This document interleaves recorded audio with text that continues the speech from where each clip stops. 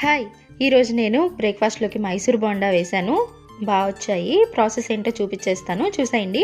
1 cup పెరుగుకి 1 teaspoon baking soda, 1 teaspoon oil, టేస్ట్కి తగినట్టు సాల్ట్, ఇంకా కొంచెం జీలకర్ర యాడ్ చేసుకొని బాగా మిక్స్ చేసుకోవాలి.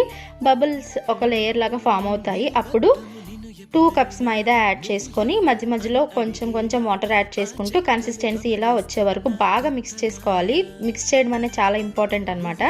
కన్సిస్టెన్సీ వచ్చేసరికి మనం బోండా వేసి చూసినప్పుడు ఇలా స్టిక్ అయి ఉండాలి. అంటే పిండి లూజ్ అయితే జారిపోతుంది కదా, అలా ఉండకూడదు. ఇంకా అలా మిక్స్ చేసేసుకొని కన్సిస్టెన్సీ బాగున్నప్పుడు ఇంకా లాస్ట్లో కరివేపాకు యాడ్ చేసుకున్నాను నేను. ఇంకా కడాయి పెట్టుకొని ఆయిల్ వేసుకొని ఆయిల్ హీట్ అయిన తర్వాత 1 బై 1 ఇలా బజ్జీలు వేసేసుకున్నాను.